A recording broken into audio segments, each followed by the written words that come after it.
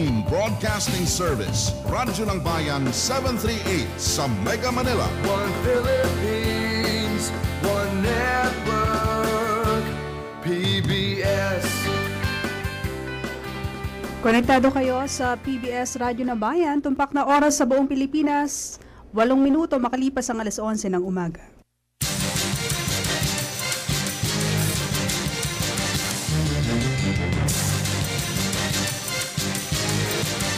Narito na ang Serbisyong Todo-Todo sa Radyo ng Bayan. Programang tumatalakay sa mga usapin para sa mga lingkod bayan at mga mamamayan, kumikilala sa katangi-tanging paglilingkod ng mga public servants. Serbisyong Todo-Todo sa Radyo ng Bayan. Magkatuwang na ihahatid sa inyo ng Civil Service Commission at ng PBS Radyo ng Bayan nationwide. Serbisyong Todo-Todo sa Radyo ng Bayan.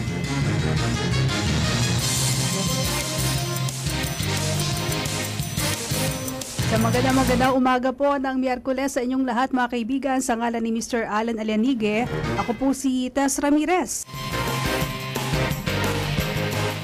Ang inyong pansamantalang makakasama dito sa programang Serbisyong Todo-Todo, hatid po sa inyo ng PBS Radyo ng Bayan at ng Civil Service Commission.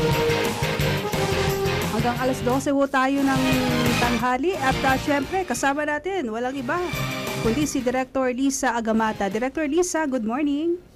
Good morning sa iyo, Tess, at isang magandang umaga po sa ating mga tagapakinig. Yeah, napakaganda naman ni Director ha. Thank you. Maganda na, sexy pa. Kaya talaga yung mga taga-civil service, ma'am? Katawag natin sa production si Dita Siena, Dita, good morning.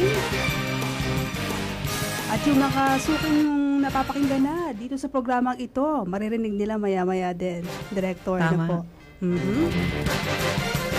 Kapag month of March, ano po ba ang inyong naaalalang ginugurita, mga kaibigan? Importanteng buwan ito para sa mga kababaihan. Kung importante ang Heart Month na February, dahil araw yun ng mga puso, ngayon naman ay araw ng mga kababaihan. Diba? So binabati natin lahat. Ating mga kapwa babae na naaabot na pagsasaimpapawid ng serbisyong todo-todo. Ayan.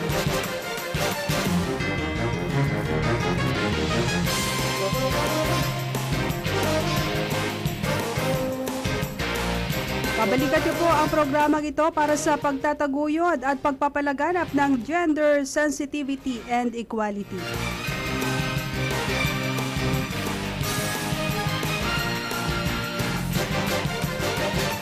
Kasama rin po sa ating tatalakayin this morning ay tungkol sa SALN. Tama po yan. Pag-uusapan natin mamaya yung tungkol sa SALN, kaya abangan nila. At nakatutok ngayon ang ating mga Human Resource Management Officers, ganun din ang ating Information Officers ng napakaraming ahensya sa buong burokrasya ng Pilipinas. Kaya in fact, ite-tape din nila ito, Tess.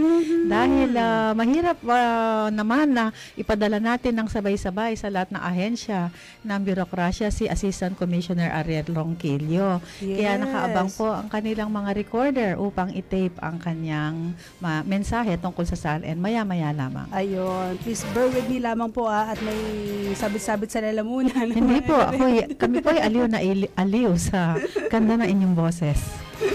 Ayan at Director, tungkol sa SALN, ito yung Statement of Assets, Liabilities and Net Worth. Naging controversial ng mga nakaraang mga araw. Pero ano po ba yung mga impormasyon na dapat malaman ng ating mga kababayan hinggil sa SALN? Pero bago yun, si Assistant Commissioner Ronquillo yun. Pero meron akong trivia tungkol sa SALN. Yes. Na ako'y manghang-mangha sapagkat aaminin ko, kanina ko lang nalaman yun. Kanina lang. Noon pa lang, January 21, 1974. Ipinanganak ka na ba noon, Tess? 1974. Kasi ako nagbibilang ako parang kaka-graduate ko lang ng elementary noon. Wala na ibang detalye ha. Noong panahon na yon ay inilabas ni dating Pangulong Ferdinand E. Marcos ang Presidential Decree number 379 na ang pamagat ay requiring the submission of statement of assets, liabilities, and net worth. Eto ngayon, kailangan magsumiti ng SALN. Hulaan mo, Tess, kung sino. Sino-sino Nagulat nga ba? ako. Noong panahon na yun, Lahat ng naninirahan sa Pilipinas. Aba. So Meron kung pa ilang naman milyon pa. ng tao noon at nasa legal age, no? At meron silang hanap buhay, ay sila ay kailangan magsumiti ng SALN. Okay. Maliban lamang sa mga individual na ang asset ay hindi lumalagpas sa 50,000 pesos o 50,000. Pero sabi ko, 50,000? Nung panahon na yon, malaki na yon. Oh. Alam ko kasi noong mga early 80s o late 80s ba yon? Ayaw ko talagang ibisto edad ko. Ako yung nagtuturo sa College of the Holy Spirit sa Tarlac. Ang sweldo ko noon ay 1,000 pesos per month. Di 12,000 sa isang taon. Mataas na po yon, yung sweldong yon. Kung 50,000 ang sweldo mo, napakalaki na, no? Noong panahon na yon. Exempted po noong mga panahon na yon ang mga diplomatic o consular representatives and officers ng foreign government, ang mga miyembro ng armed forces of the US government, at ang active service at yung mga nasa active service na naka-estasyon dito sa Pilipinas at ang mga multinational companies, yung kanilang mga empleyado, exempted. Pero maliban doon, lahat ng mga nakatira sa Pilipinas na mga citizens ay required. Ayun naman pala. Yan po ang ating trivia. Yan. Thank you po, Director Lisa, for that trivia. Nako, ibig sabihin, matagal na palang pinapairal, pinatutupad yung SALN. Hindi siya isang bagong bagay. Yun nga lang nagkaroon ng mga pagbabago sa paglipas ng mga panahon.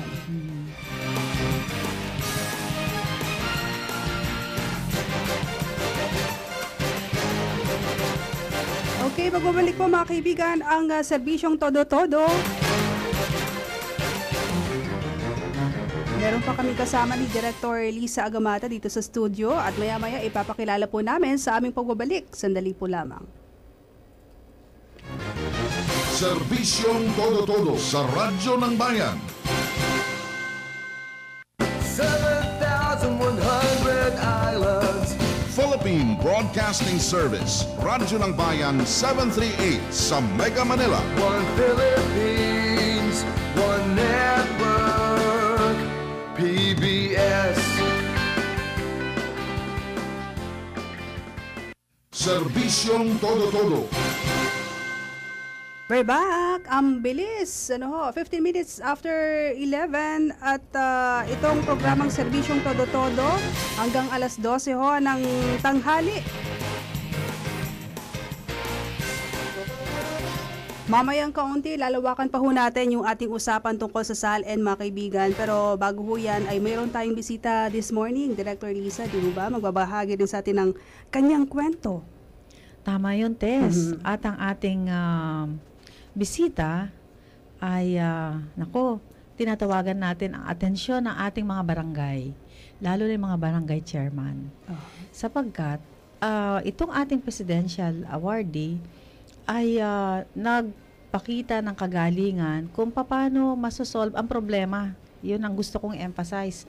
Yung malaking problema sa solid waste disposal. Ngayon, ano pong nagawa nitong ating awardee na to? Abay, nakahanap po siya ng long and lasting peace ba? Hindi. Lasting solution dun sa malaking problema sa solid waste management. Ayan. At bago pa natin siya ipakilala, ang kanyang barangay, ang pangalan ay Barangay Bagong Buhay. Bagong buhay? Yung mga tao kaya doon, palagi nagbabagong buhay? At sila ba ay mayaman na ngayon? Oo. Sapagkat yung problema nila sa basura, naging pera para sa barangay. Wow! Sa lahat na antas, bata, matanda, babae o lalaki. Siya po ay walang iba kundi si Barangay Chairman Raulito R. Datiles ng Barangay Bagong Buhay ng Quezon City. Siya po ay Presidential Lingkod Bayan Awardee noong 2009. Ano pong ibig sabihin nun? Siya po ay naparangalan ng Pangulo ng Pilipinas ng isang Presidential Award sa kanyang kahusayan So, Congratulations Tama po. kay Barangay Chairman Raulito Datiles. Chairman, good morning po. Welcome sa Radyo ng Bayan. Good morning po sa ating mga tagapakinig. Kumusta po kayo? Mabuti naman ho. Ang inyo pong barangay, Bagong Buhay, kumusta naman po? Mabuti naman ho. Malinis pa rin. Aba, talagang kahanga-hanga pagka ganyan, Director? Kasi kung inyong napapansin mga kaibigan, yung problema sa basura sa lahat halos ng bahagi ng bansa, problema yan. At yung iba talagang nahihirapang mag-isip kung paano madidisiplina yung kanilang mga nasasakupan. Pwede mo po bang ikwento sa amin, Chairman Datiles, yung tungkol sa inyong programa, tungkol sa Comprehensive Solid Waste Management Plan? Okay. Ang Comprehensive Solid Waste Management ay ito yung wastong pamamahala ng mga bagay na ating itinatapon sa pamamaraang hindi nakakapinsala o nakakasakit kanino man sa tao, sa hayop o sa kapaligiran. No, nais ko lang bigyan diin na anumang bagay na itinatapon natin, na pinaghalo-halo natin, ang tawag dito basura. Pero anumang bagay na mga panapon na pinaghiwa-hiwalay natin o sinegregate natin, it becomes a useful resources.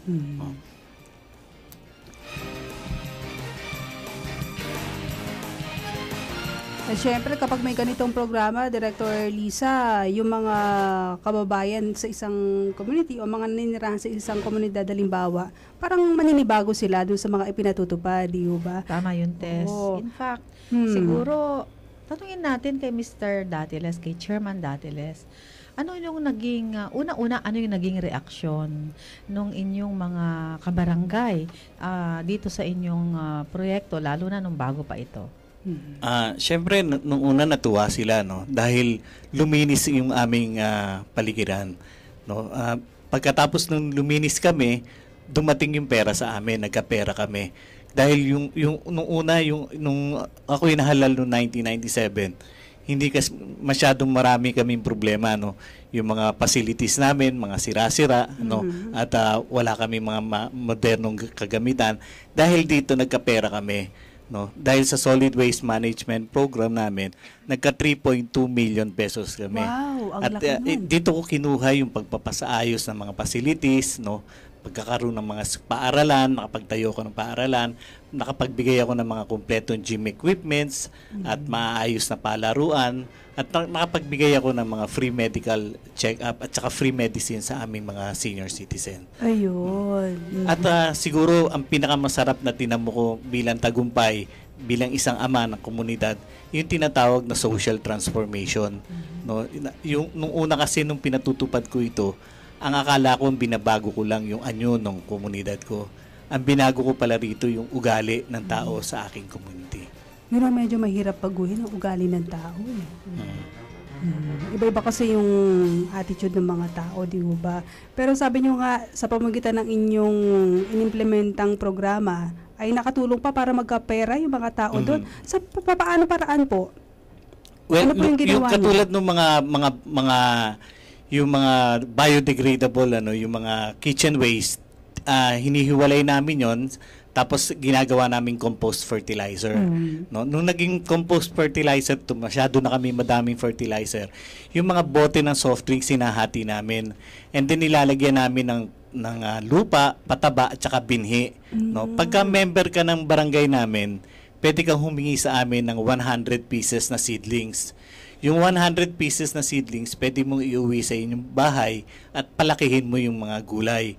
20% nito, sa'yo, pwede mong kainin, pwede mo ibenta. Yung 80% ito, bibili ng barangay sa'yo bilang karagdagang kabuhayan mo. Yun yung parte sa biodegradable. Yung recyclable naman, kinukolekta namin, at tapos, pag naipon namin weekly, binibenta namin. Alam nyo magkano halaga ng 4,000 a week. So that's 16,000 a month. So yung 8,000 ginagamit ko bilang operational expenses at yung another 8,000 binibigay ko bilang incentives, no? At sa aming barangay, lahat ng kabahayan binibigyan namin ng leaflets, no? Mga pamphlet. No, so every time na kinukolektahan ka namin ng basura, araw-araw 'yan, Monday to Saturday, binibigyan ka namin ng points. No, pagka naipon mo 'tong mga points na 'to, pwede kang pumunta, halimbawa naipon mo, binibigyan ka namin 5 points a day. No? So pag naipon mo to 50, 100, 150, pwede mo dalhin doon sa barangay, i-redeem mo. Pwede mo ipalit ng dilata, ng pansit canton, mga gamot, mga sari-saring gagamitan.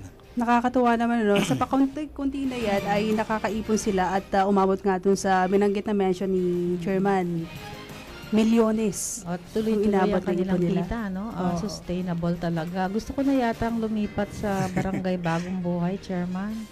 Kasi may point system pa, no? Organisado at saka talaga may sistema.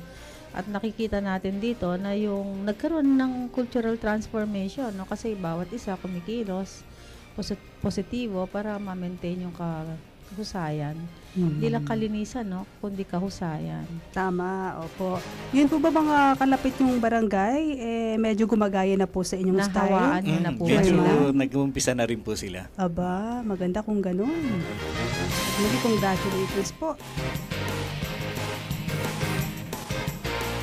Pero since yung programa nyo na yan ay makakatulong sa kalikasan, ano naman ho yung patuloy nyong panawagan dun sa inyong mga nasasakupan, Chairman, sa ngayon, ha? Sana kasi ang alam ko yung wini-wish nyo, mapanatili yung ganyang klase ng sistema, yung kalinisan, pero hindi rin ho natin hawak yung time para dyan, di ho ba? Ika nga, Chairman. So ano ho yung inyong mensahe para sa kanila? Well, siguro tatanungin natin na napakalaki na ng problema ng ating kalikasan. No? Napakaliit natin. Subalit, may magagawa tayo bawat isa. No? Hindi ko naman na-expect na gawin natin lahat, pero may magagawa tayo. At pag nagawa natin ito, nagmula sa puso diwa natin, it becomes a special relationship between you and Mother Nature. Gawin natin yung parte natin. Gawin mo yung parte mo, gagawin ko yung parte ko. Hikayatin natin gawin ang parte ng lahat. At siguro marahil hindi pa huli lahat, hindi lamang ang ating ilang kalikasan ang ating kayang sagipin, pati na rin ang mga darating na henerasyon. That's right. Tanungin po Very well said. natin si Chairman Datiles. Ano po yung nag-udyok sa inyo o yung nag-inspire sa inyo para gawin po ang inyong ginagawa ngayon? Well, nung una kasing panahon, noong 1997, before ako mahalal, ang number one problem namin is basura. No? Talagang napakadumi ng aming lugar. Hindi dahil sa likas na kulang kami sa disiplina, no? O kaya madumi talaga kami. Pero dahil yung aming topography, masyadong maliliit yung aming skinita na hindi kayang pasukin ng truck.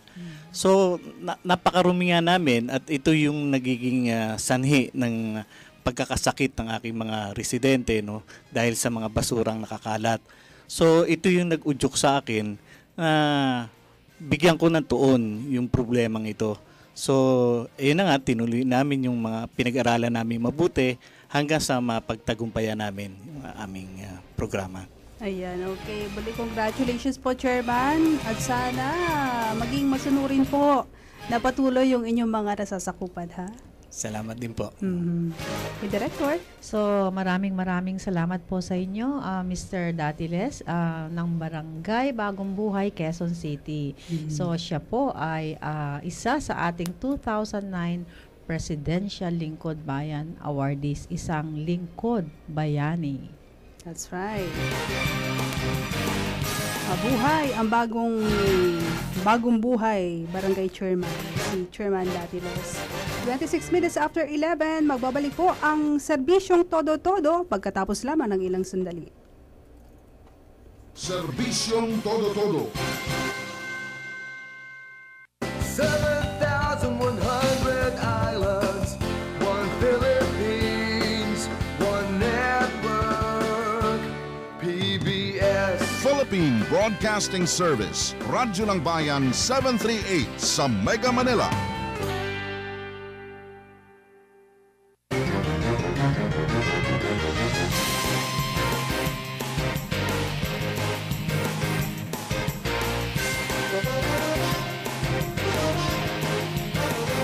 Sa pagpapatuloy po ng serbisyong todo-todo, ako pa rin po si Tess Ramirez, ang ngalan ni Mr. Alan Alianige, inyong mga kasama until 12 in the afternoon. And of course, kasama si Director Lisa Agamata. Yes, Tess. Magkakasama tayo pa rin. Tayo pa rin. Babatiin ko lamang ang mga masisipag na mga frontliners ng Civil Service Commission Central Office Public Assistance and Complaints Center. Nakikinig sila ngayon. Nakikinig sila, nagmo-monitor. Aba, magandang umaga po at happy listening.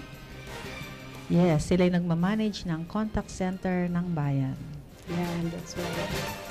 And now, naging mainit na usapin mga kaibigan, yun pong Statement of Assets, Liabilities and Net Worth o SALN noong taong 2012. Dahil dun sa naganap nga na impeachment trial, di ho ba, na kinasangkutan ni dating Chief Justice Renato Corona.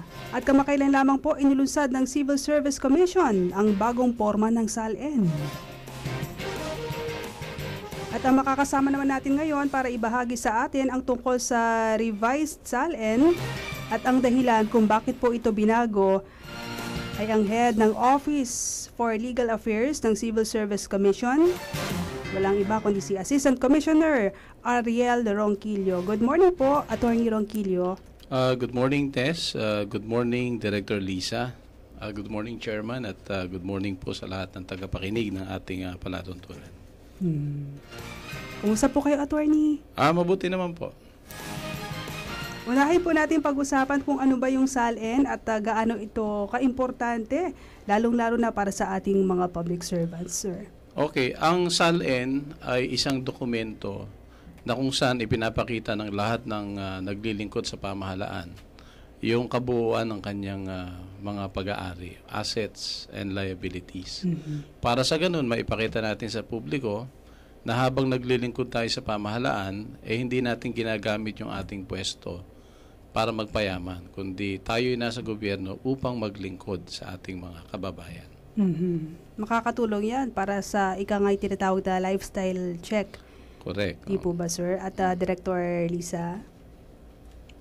Tama yun, Tess. At siguro dapat nating malaman ang talagang kahalagahan ng SALN. Ano nga po ba, Ascom Ariel, ang nabago sa SALN form at bakit ba kailangan itong i-revise ng Civil Service Commission at ng members ng task force? Well, unang-unan, nagkaroon po kasi ng clamor yung ating mga kawanisang pamahalaan na dapat yung SALN form daw simple at madaling fill-upan at sana hindi masyadong komplikado. Ngayon, noong nakaraang taon, naglunsad kasi ang Civil Service Commission ng bagong SALN form na ginawa nating basihan hindi lang yung RA 6713 na batas, kundi pati RA 3019. At dahil dalawang batas yung naging basihan natin, marami tayong hinihinging impormasyon. Yun ang naging dahilan kung bakit naging masyadong controversial yung form na yon, na nagkataon namang sumabay doon sa impeachment trial ni Chief Justice Renato Corona. Yun nga po. Ngayon, because of the clamor na gawing simple, tinawag uli natin ang technical working group para pag-usapan kung paano natin makakamit yung ganong mithiin. Simple pero compliant sa batas.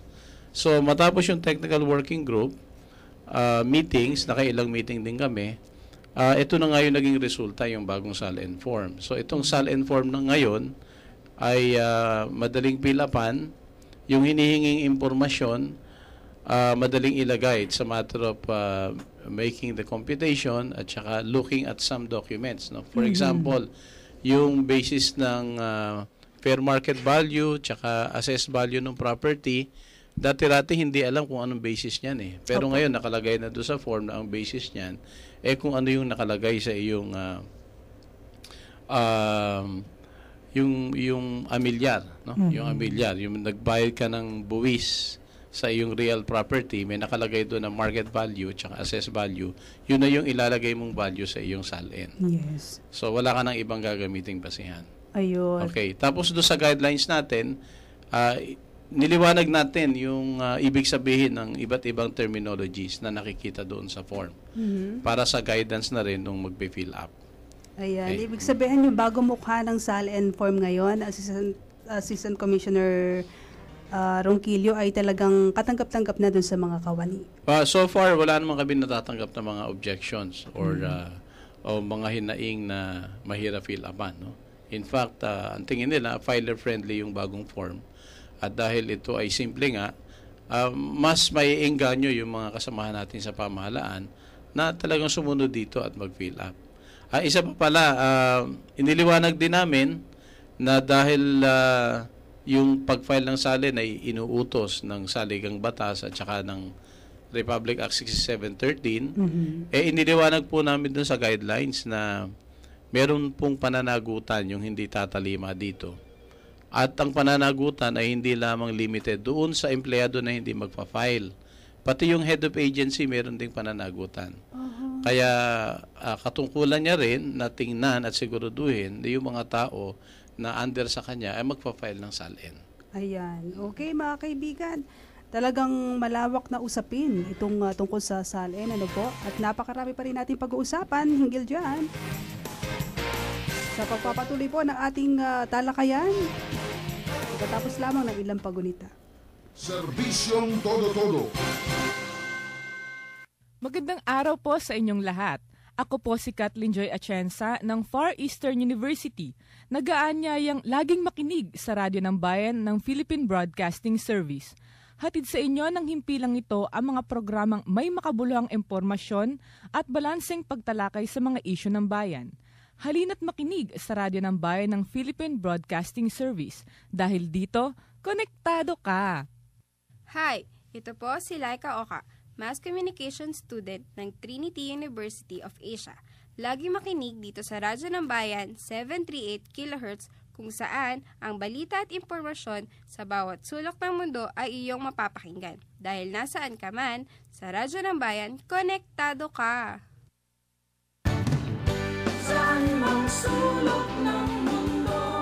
Tangkilikin natin ang radyo ng Pilipino, ang tinig ng mamamayan. Ito po ang inyong lingkod, Secretary Sunny Coloma, dito sa DZRB, Radyo ng Bayan, 738 kHz. Konektado ka! Pinoy! Konektado ka! Pinoy! Konektado ka! Pinoy! Konektado sa PBS! Serbisyong Todo-Todo. Nagpapatuloy ang serbisyong Todo-Todo. Meron na tayong 35 minutes makalipas ang alas 11 ng umaga. At Director Lisa Agamata, may mga importanteng impormasyon pang dapat malaman tayo tungkol sa SALN, di ba ma'am? Ayan, tama yan, Tess. At dahil nga maraming nakikinig ng mga taga-gobyerno sa atin, mga government officials and employees, tanungin na natin si Assistant Commissioner Ronquillo. Meron po ba talagang nakakasuhan dito sa hindi pag-file ng SALN? At ano po kaya ang pwedeng maging grounds ng pagkaso? Oo, meron po.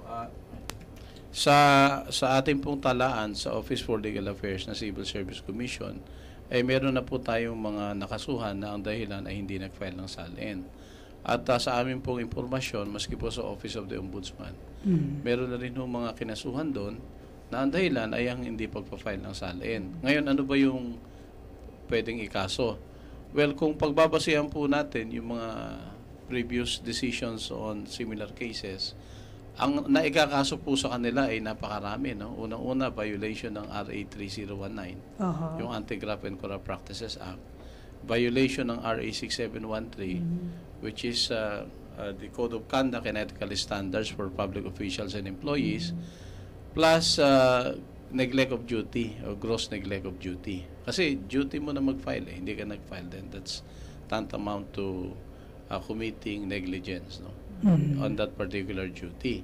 At dinagdag nga natin dito ngayon sa bagong guidelines na maski yung head of agency, kapag nagpabaya siya at hindi niya na siguro na yung mga tao niya ay nagpa-file ng tamang SALN, pati siya pwedeng makasuhan ng ng neglect of duty, no? Na pwedeng maging dahilan para siya ay matanggal sa serbisyo. Ilan po ba sir yung nakasuhan na talaga? I do not have the figures right now, no. Alright. Oo, pero a number of employees. Nako, baka naman ang ikatwiran nila, hindi nila alam na dapat silang mag-file ng SALN, kaya ganun. Kaya't sino-sino po ba Assistant Commissioner, yung pong dapat na mag-file ng SALN at kailan din po yung tungkol dun sa submission naman yan? Well, i-address ko lang muna yung unang statement. Baka hindi nila alam. Meron tayong legal principle na kapag batas kasi maski hindi mo alam, it operates on you. No?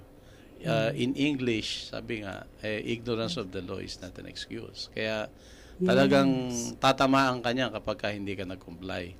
Now, pangalawa, ito kasing pagpa-file ng SALN, matagal nang ginagawa ito. Every year ginagawa yan. Kaya lang, dahil hindi nakatutok yung atensyon dyan, sa totoo lang, karamihan ng nagtatrabaho sa gobyerno has been filing SALN just for purposes of filing, for compliance. Kaya hindi nagiging seryoso eh. Nagkaroon lang ng totohanang attention dito nung nagkaroon ng impeachment trial, naging center of attention siya. Okay? Kaya ngayon lahat conscious na dito kasi maliwanag na yung pwedeng mangyari kapag hindi sila nag-file ng SALN. Ngayon, hindi dapat binibiro yung details na sinusulat doon. Yeah, hindi na biro at huwag ka magsisinungaling dahil kapag nagsinungaling ka diyan, may criminal liability yan kasi under oath yan eh. Pwede ka makasuhan ng perjury. Remember, even the former president was charged with perjury because of alleged inaccuracies in his SALN. Yes. Okay, ngayon doon sa tanong na sino-sino ba yung dapat mag-file? Lahat dapat mag-file. Sa atin sa ating guidelines, meron lang 3 exempted sa pagpa-file at ito naman ay tinatadhana rin ng RA 6713. Sino-sino sila, no? Yung mga official who are serving in honorary capacity, hindi na sila pinagpa-file. Ito yung mga official na in-invite lamang para tumulong at hindi naman tumatanggap ng kahit anong sweldo mula sa pamahalaan. So, honorary capacity, hindi na sila. Okay. Pangalawa, yun yung ating yung casual employees, very specifically, sinabi ho ng batas, hindi sila under obligation na mag-file ng SALN, kaya hindi naman ho natin sila pipilitin mag-file ng SALN. Oho. Yun yung mga contract of service o mga job orders, baka ho merong ganyang sa certain agencies of the government. Hindi ho sila tinuturing kasi na na government employees. So hindi naman ho sila kailangan mag-file pa ng SALN.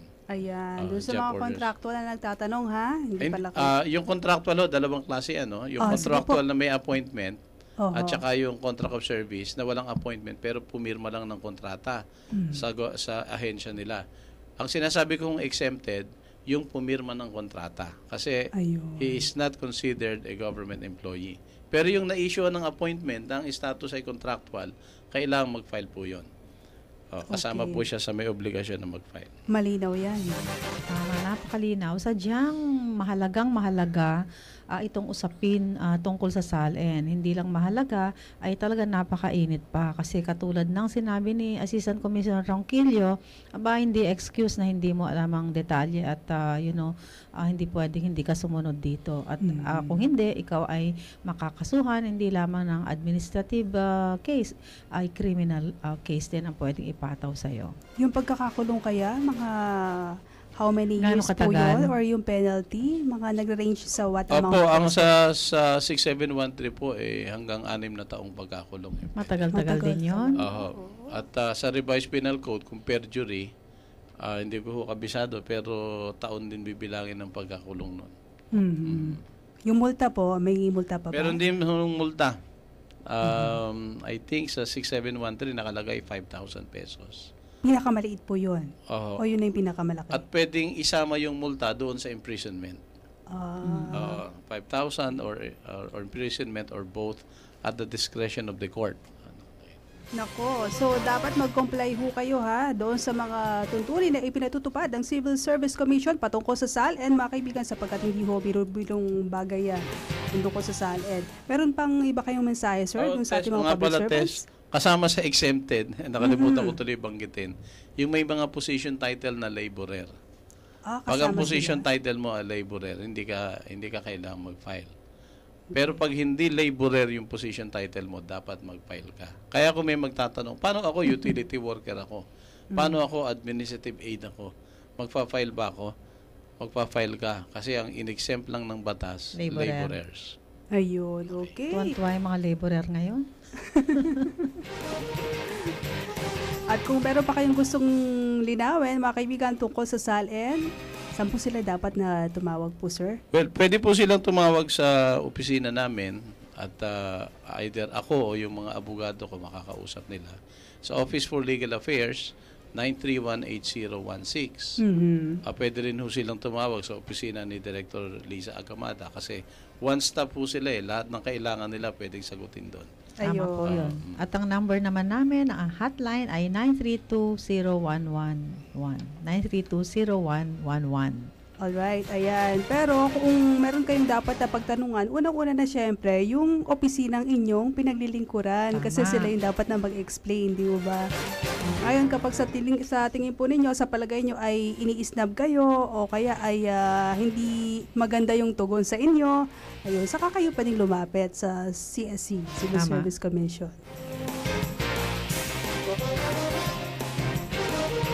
Babalik pa po ang serbisyong todo-todo. Pagkaraan namin po ng ilang sandali. Serbisyong todo-todo. 7,100 islands. Philippine Broadcasting Service, Radyo ng Bayan 738 sa Mega Manila. One Philippines, one network. PBS. Hi, ako si Bensi Caracas, Communication Arts student ng Colegio de San Lorenzo. Inaanyayahan ko kayong makinig dito sa DCRB Radyo ng Bayan, 738 kHz dahil dito sa Radyo ng Bayan, konektado ka. Hello mga kaibigan, ito si Saivy Contreras, isang Mass Communication student mula sa Trinity University of Asia. Bilang isang estudyante, mahalagang malaman natin ang mga pangyayari sa ating bansa. Kaya tara na at makinig ng DZRB Radyo ng Bayan 738 kHz dahil dito siguradong konektado ka. Serbisyong todo-todo sa Radyo ng Bayan. We're back at balikan natin Director Lisa Agamata, si Sir Assistant Ronquillo. Commissioner Oh, yes. Ariel Ronquillo. Of course, opo. Tungkol sa SALN pa rin mga kaibigan. Yung pong question ko kanina, sir, kailan nga po pala yung submission? April 30 po ang submission sa agency. So dapat by April 30, lahat ng SALN nandun na sa kanilang tanggapan na in charge doon sa pagkolekta ng SALN. Okay. Tapos isasubmit po yun doon sa proper agency na siyang nagtatago nitong mga SALN na to. Depende doon sa position ng mga nagfa-file. No? For example, kapag presidential appointees, no? Halimbawa mga secretaries, tsaka ibang heads of agencies, nagsasubmit yata sila sa Office of the Ombudsman. Tapos yung mga nasa lower level, nagsasubmit sa amin. So ang ibig ko lang sabihin, itong mga repository agencies na to, Ombudsman, Office of the President, at saka kami, dapat nasa amin yung mga SALN ng mga dapat mag-submit sa amin by, I think, May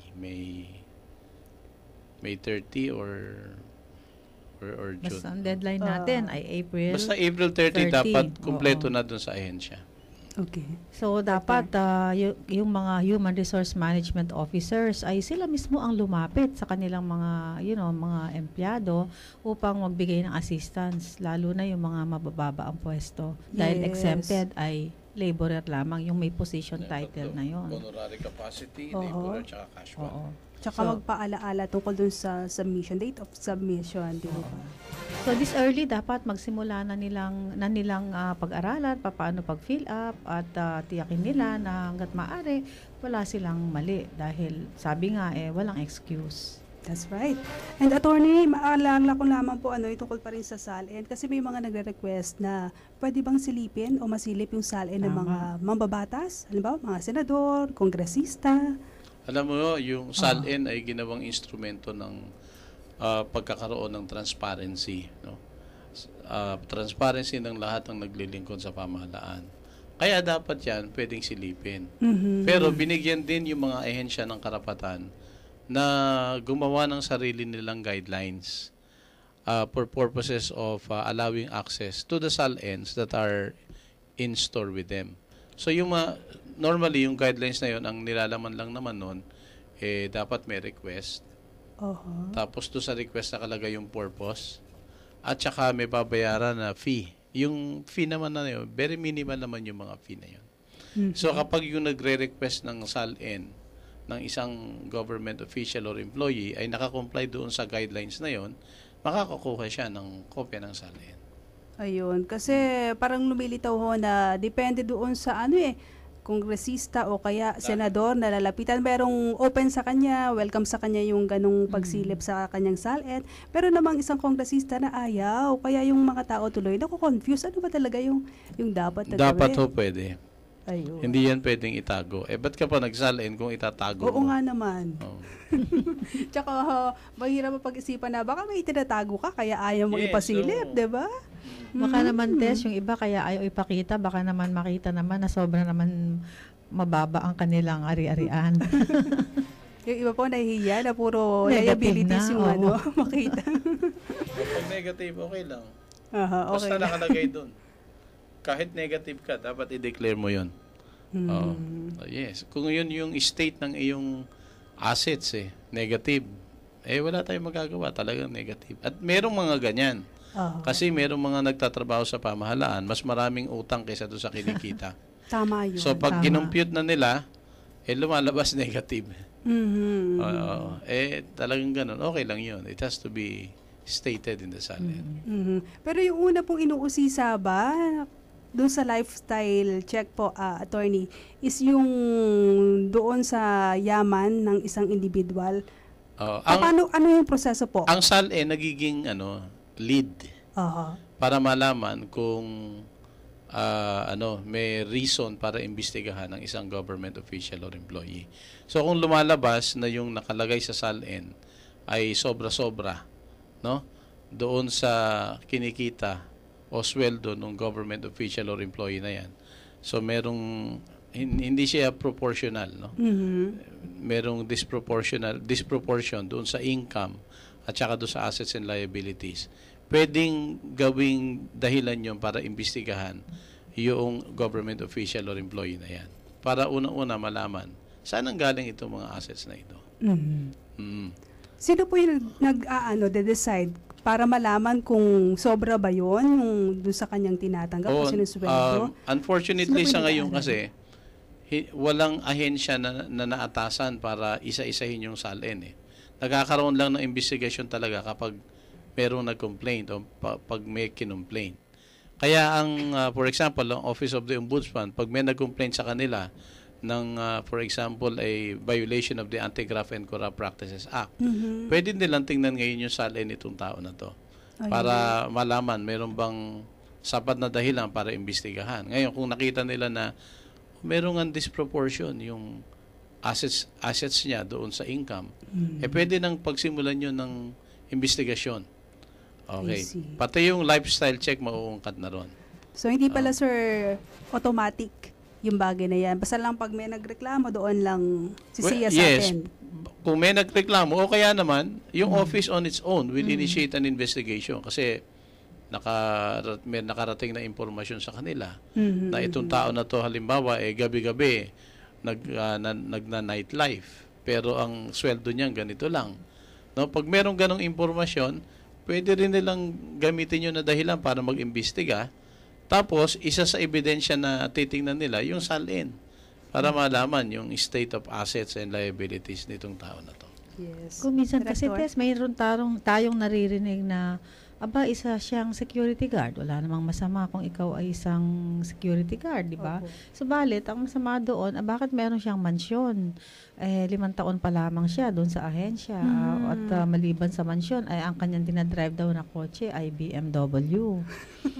At ito naman na-imbestigahan at nakasuhan at natanggal. Baka ang ikatwiran, yaman ng aking pamilya. O kaya may nagbigay sa akin ng ganyang klaseng kayamanan. Yun po ba? May karapatan po ang CSC na habulin po yung... Hindi, pwede talaga yun. Kasi pag nag-imbestiga ka naman, malalaman mo yung katotohanan. Kasi mayroong mga tao na maliit nga yung sweldo, pero maraming ibang sources of income. Yung napamanahan, nanalo. Process naman. Halimbawa, nanalo sa loto. Sa loto. Kahit ba utility worker lang yan, nanalo ng 70 million sa loto, di Oo. kayang-kaya yon. Tama. Oo, kaya lang dahil merong nakitang disproportion, talagang may imbestigahan ka. Kung wala ka namang tinatago, there's nothing to fear. In fact, yun yung motto namin sa legal. If there's nothing to fear, or if there's nothing to hide, there's nothing to fear. Kahit may imbestigahan ka, pasasagutin ka naman, pa-explaining ka naman At kung naipaliwanag mo ng maayos, okay lang, di ba? Walang problema. Ang magiging problema, yung hindi makapagpaliwanag. Ayun, ako, yun ang mahirap dyan. 8 minutes, 7 minutes bago alas 12 ng tanghali, mga kaibigan. Kasama ko pa rin si Director Lisa Agamata at ang ating kausap din ngayon, si Assistant Commissioner Ariel Ronquillo. Kanina si Barangay Chairman ng Raulito Bagong Buhay. Datiles. Oo, nakasama rin natin. Director, meron pa kayong gustong linawin o ipaabot sa ating mga listeners this morning? Okay, thank you, Tess. Uh-huh. Tinatawagan natin ang ating mga government officials and employees na mag-file ng kanilang nomination para sa outstanding public officials and employees. Kasama nga natin kanina, actually nandito pa ngayon at nakikinig, si Chairman Raulito Datiles na naging Presidential Lingkod Bayan Awardee. So, ngayon po for 2013, nais nating makapili din ng mga outstanding public officials and employees na paparangalan mismo ng Pangulong Noynoy Aquino sa Palasyo ng Malacanang sa Setyembre 2013. So, ang deadline po natin ay sa March 30, itong buwan na to. Okay. Wala pong extension. Kaya po mag-file na sila. Very quickly, ang mga benefits, automatic promotion to the next higher position. Meron pong presidential medallion, gold gilded medallion na nililok ng Bangko Sentral ng Pilipinas. 200,000 pesos na galing mismo ito sa pondo ng Office of the President. Meron ding scholarship at iba-iba pang mga benepisyo. Pero ang pinakamahalaga dito, yung karangalan na ibibigay mo sa iyong opisina, sa iyong pamilya. At ganun na rin sa you'll form part of history pag ikaw ay naging Presidential Lingkod Bayan, Dangal ng Bayan o Pag-asa Awardee.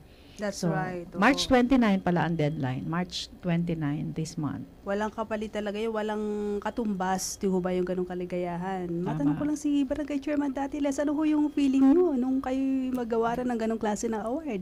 Siyempre, proud po ako. No? At ano po, sino-sino yung naging inspirasyon nyo to keep you going? Unang-una yung pamilya ko. Ikalawa, yung mga constituent ko.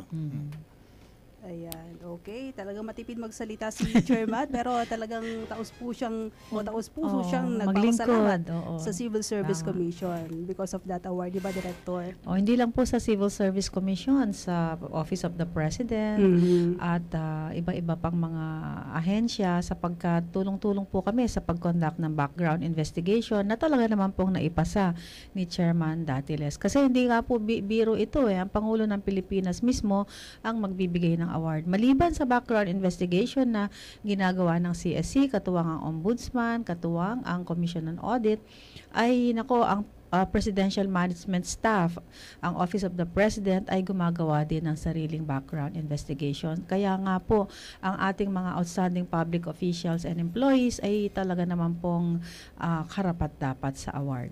Yes. At sa pagkakaalam ko po, Director, dati nagkaroon ng hotline ang CSC kung saan doon pwedeng i-report yung mga sa palagay nila ay hindi karapat-dapat na mga kawani ng pamahalaan. At yung mga papuri din, di ba? Tumatanggap rin kayo. Same number pa rin po ba? Yes, Tess. Bibigay ko yung mga numbers na yan. Ay hindi lamang, meron tayong mga ina-awardan. Pero meron din naman tayong kinukulang attention. Bakit naman ganyan ang uri ng serbisyo ninyo? So, meron po, nagtatagpo ang Civil Service Commission ng contact center ng bayan. So, ito po ay fully outsourced contact center. Meron po tayong 15 agents, no? At meron din po tayo yung Special Action Team na nakaupo naman sa Civil Service Commission para tanggapin ang mga reklamo laban sa reklamo tungkol sa ARTA or Anti-Red Tape Act of 2007. So, handa na po ba sila? Ibibigay ko yung hotline. Isang text lamang, isang tawag, o isang email. Makakarating na po yan sa contact center at sa Civil Service Commission at daglian po naming aaksyonan. So, eto na po ang ating magic numbers. Ayan Parang na po. loto, ano? Baka tayaan nila yan. Ang ating magic number po ay talaga naman paglilingkuran kayo. Ano man ang reklamo nyo, masungit, mabagal na sistema, masungit na frontliner, mabagal na sistema, mainit na opisina, ito po pwede nyong ireklamo sa contact center ng bayan. Ang text line po ay 0908-881-6565. Pwede din pong mag-email sa www.contactcenternangbayan.gov.ph o kaya tumawag sa PLDT Smart or Digital Landlines anywhere in the Philippines. The number is 16565. Yan ang contact center ng bayan ng Civil Service Commission, katulong ang National Computer Center. 16565. Okay. Pwede sila tumawag Monday hanggang Friday po? Tama. Pag Sabado at Linggo, wala na. Hindi. Matutulog naman, magpapahinga naman na ang ating mga agents. So, parang office work din, 8 to 5, Mondays through Fridays. Ayan, yung office hours lamang, mga kaibigan.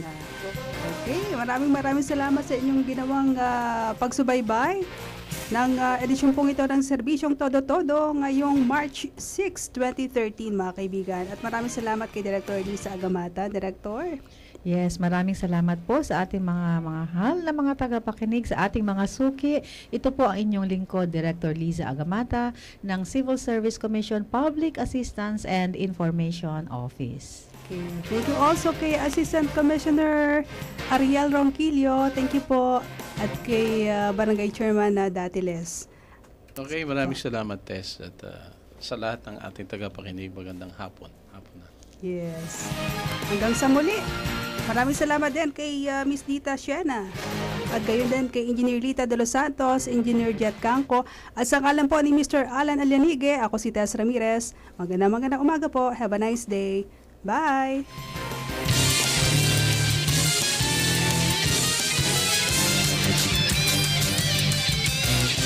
Muling sumainyo ang Serbisyong Todo-Todo sa Radyo ng Bayan. Programang tumatalakay sa mga usapin para sa mga lingkod bayan at mga mamamayan, kumikilala sa katangi-tanging paglilingkod ng mga public servants. Serbisyo 7,100 islands. Philippine Broadcasting Service, Radyo ng Bayan 738 sa Mega Manila. One Philippines, one network, PBS.